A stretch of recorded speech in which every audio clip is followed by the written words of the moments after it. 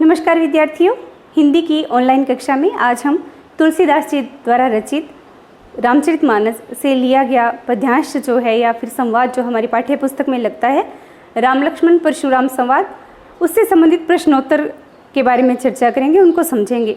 पाठ के बारे में हमने पहले विस्तृत चर्चा कर ली है। बच्चों, पहला प्रश्न है कि परशुराम के क्रोध करने पर लक्ष्मण ने धनुष टूट जाने के लिए कौन कौन से तर्क दिए।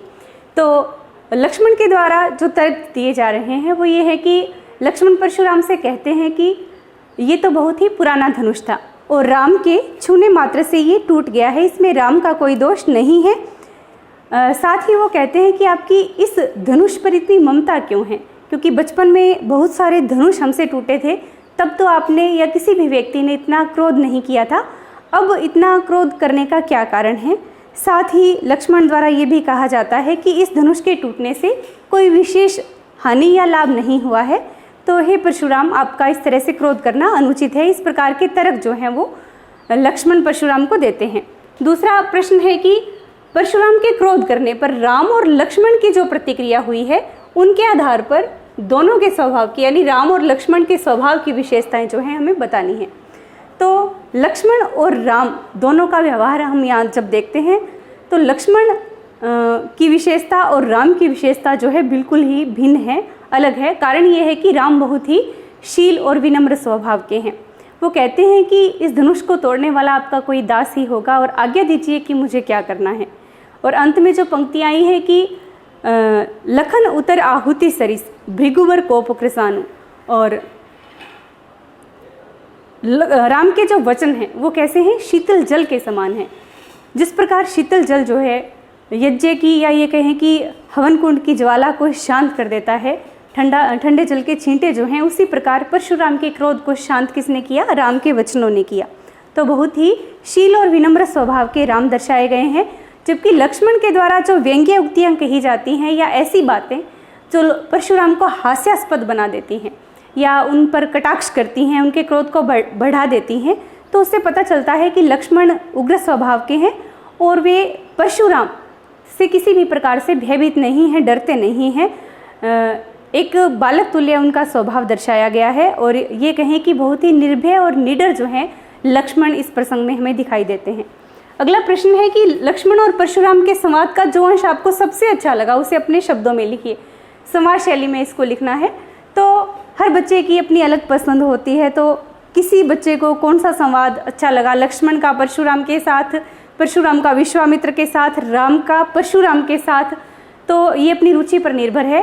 और प्रश्न पत्र जो आते हैं, वार्षिक प्रश्न पत्र जो हैं, तो उनमें इस तरह के प्रश्न कम पूछे जाते हैं। साथ ही ये व्यक्तिगत रुचि पर आधारित प्रश्न है। तो अगर जैसे मैं अपनी पसंद की बात करूँ तो राम और परशुराम में जो संवाद होता है, प्रारंभिक संवाद जो है, जिसमें वो कहते हैं कि नाथ शंभुधनु भंजनी हारा, होए है केउ एक दास तुम्हारा, आयसु कहा कहिए किन मोही, सुनी रिसाई बोले मुनि को ही। तो राम जब इतने मीठे वचन बोलते हैं और परशुराम कहते हैं कि सेवक सो जो करे सेवकाई, सेवक तो वो होता है जो सेवा धर्म निभाता है, अरे करनी करी है लड़ाई, तो शत्रुता करने के लिए कोई लड़ाई किया करता है। तो इस तरह की जो बातें हैं परशुराम कहते हैं कि उसे सो बिलगाई बिहाई समाजू, उसको अलग कर दो, बिलगाऊ कर दो, जो कि ये बैठा हुआ जितना भी समाज है। तो इस तरह की जब बात या संवाद परशुराम में और राम में हो रहा है, रामशील वचन बोलते हैं, परशुराम क्रोध करते हैं, तो राम की जो विशेषता है इसमें पता चलती है, ये संवाद मुझे जैसे बहुत अच्छा लगा। या फिर लक्ष्मण ये बात कहते हैं कि सूर समर करनी करही, कहीं न जनावही आपू, वो प्रसंग भी बहुत अच्छा लगता है संवाद शैली में। तो इस तरीके से अपनी अपनी पसंद पर आधारित जो आपको संवाद अच्छा लगता है वो आपको लिखना है। अगला प्रश्न है कि लक्ष्मण ने वीर योद्धा की क्या क्या विशेषताएं बताई है। लक्ष्मण कहते हैं, जैसे अभी हमने बात की, कि सूर समर करनी करही, कहीं न जनावही आपू। जो शूरवीर होते हैं, वीर होते हैं, वो करनी करते हैं, यानी अपनी वीरता का प्रदर्शन युद्ध कला के द्वारा प्रदर्शित करते हैं, न कि कहकर अपने आप को प्रकट करते हैं। जबकि रणभूमि में शत्रु को सम्मुख पा करके कायर कथई प्रतापु, कायर जो होते हैं वो अपनी वीरता का वर्णन करने लगते हैं, बखान करने लगते हैं, यानी कायर अपना प्रदर्शन कह करके किया करते हैं, जबकि वीर व्यक्ति जो हैं अपने कार्यों से, अपने बल के प्रदर्शन से ही अपनी वीरता को प्रदर्शित करते हैं, प्रसिद्धि प्राप्त करते हैं। ये एक वीर योद्धा की विशेषता है। साहस और शक्ति के साथ विनम्रता हो तो बेहतर होता है। इस कथन पर अपने विचार लिखने हैं। देखो, हर व्यक्ति में अपने अलग गुण होते हैं, विशेषताएं होती हैं। यहाँ साहस और शक्ति उस व्यक्ति के पास होती है, यानी ताकतवर व्यक्ति की यहाँ बात हो रही है, परंतु उसके साथ विनम्रता अगर हो तो सोने पर जिस प्रकार सुहागा होता है, जैसे सोने में अगर खुशबू डाल दी जाए तो उसकी शोभा और बढ़ जाती है, उसी प्रकार किसी व्यक्ति में अगर हिम्मत है, ताकत है, परंतु उसके साथ साथ विनम्रता भी है, शालीनता भी है, तो उसके गुण और ज़्यादा बढ़ जाते हैं। जैसे एक कथन भी आता है कि क्षमा शोभती उस भुजंग को जिसके पास गरल हो, उसको नहीं जो कि दंतहीन, विषहीन और सरल हो, जिसके पास दांत ही नहीं है, जिसके पास जहर ही नहीं है और जो बिल्कुल ही डरपोक है, निडर है, ऐसे सांप को क्षमा करना भी शोभा नहीं देता। परंतु जिसके पास जहर है, शक्ति है, ताकत है, अगर वो किसी को क्षमा कर दे, यानी किसी व्यक्ति के पास अगर ताकत है, हिम्मत है और फिर वो अगर किसी को क्षमा करे तो उसकी प्रसिद्धि होती है, जय जयकार होती है। पर कायर व्यक्ति अगर कहे कि जाओ मैंने तुम्हें क्षमा किया, तो वो एक उपहास का पात्र ही बनता है। तो सरलता के साहस और विनम्रता होना, दोनों ही का होना बहुत ही अच्छा गुण माना जाता है। अगला प्रश्न है कि पाठ के आधार पर, इसमें एक बात और कि राम जो है साहस और शक्ति के साथ साथ विनम्र भी हैं।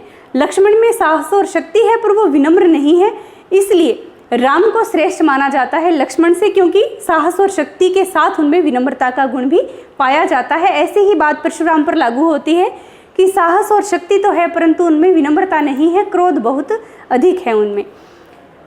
पाठ के आधार पर तुलसी के भाषा सौंदर्य पर 10 पंक्तियां लिखनी है। तो भाषा सौंदर्य की अगर बात कहें, रामचरितमानस की ही अगर चर्चा करते हैं तो इसमें अवधी भाषा का प्रयोग इन्होंने तुलसीदास जी ने किया है।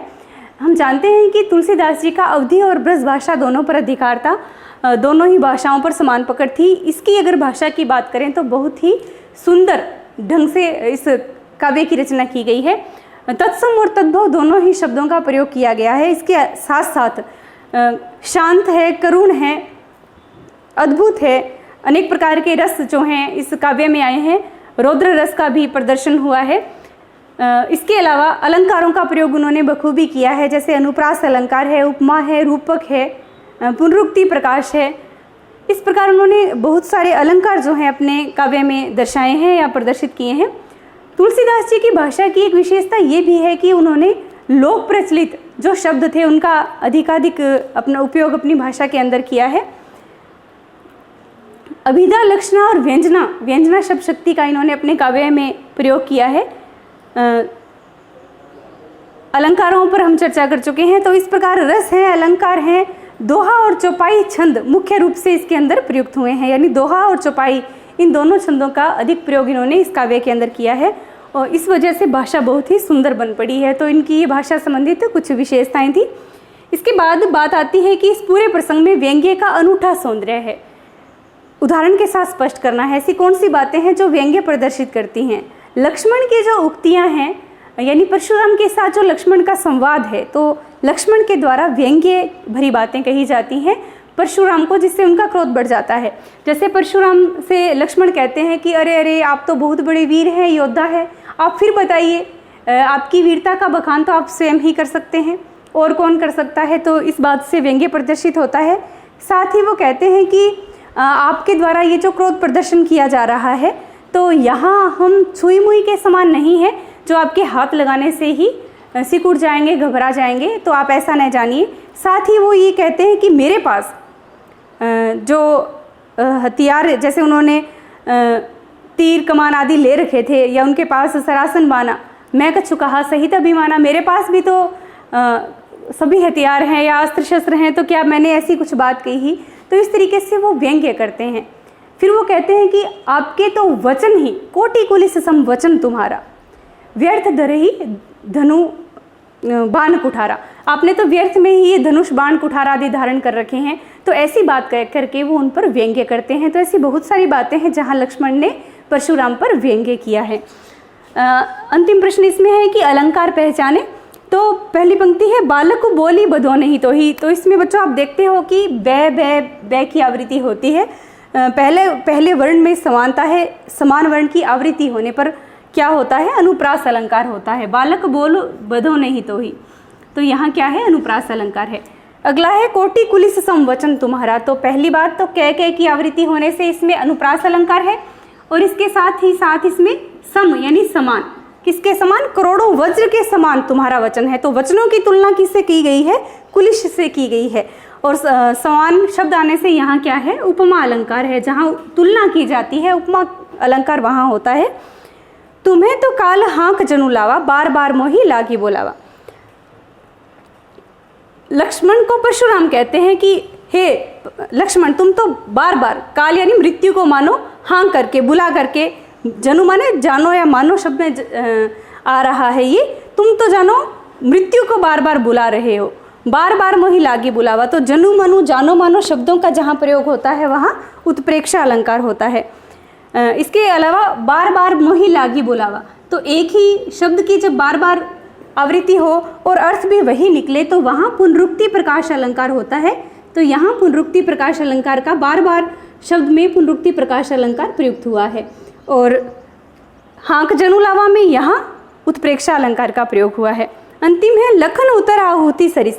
लक्ष्मण के उत्तर जो है आहुति, आहुति यानी हवन कुंड में जो आहुति डाली जाती है उसके समान है। तो समान शब्द आने से यहाँ क्या है, उपमा अलंकार है। लक्ष्मण के उत्तर किसके समान है, आहुति के समान है। और भृगुवर कोप कृसानु, भृगुवर यानी परशुराम का क्रोध जो है, कृसानु यानी अग्नि के समान है। समान शब्द की आने से यानी उत्तर की तुलना आहुति से कर, लक्ष्मण के उत्तर की तुलना अग्नि आहुति से की गई है और भृगुवर के क्रोध की तुलना अग्नि से की गई है। इस वजह से यहाँ क्या है, उपमा अलंकार है। आहुति और अग्नि के प्रसंग में उसको बढ़ता हुआ देख करके जल के समान वचन बोलने लगे कौन, रघुकुलभान। तो जल समवचन के कारण यहाँ क्या है, जल के समान शीतल वचन, वचन की तुलना किससे की गई है, जल से की गई है। तो यहाँ भी क्या है, उपमा अलंकार है। और कौन बोलते हैं, रघुकुल भानु, रघुकुल के जो सूर्य हैं। तो सूर्य रूप में आने से राम की तुलना, राम को रूप दिया जा रहा है किसका, सूर्य का, यानी राम जो हैं मानो सूर्य के समान तेजस्वी हैं। तो यहाँ क्या है, रूपक अलंकार है। तो इसमें उपमा और रूपक अलंकार का प्रयोग हुआ है। इसके अलावा इसमें भाव सौंदर्य से संबंधित कुछ प्रश्न, 2 प्रश्न हो रहे हैं बच्चों, जिसमें व्याख्या जो हमने पहले पढ़ी थी उसके बारे में चर्चा की गई है। ये बाकी जो प्रश्नोत्तर हैं इससे संबंधित, इन पर हमने चर्चा की। आशा करती हूँ समझ में आया होगा। इनको फिर से एक बार आप दोहरा लें, याद कर लें, क्योंकि ये सभी प्रश्न जो हैं परीक्षा उपयोगी हैं। धन्यवाद।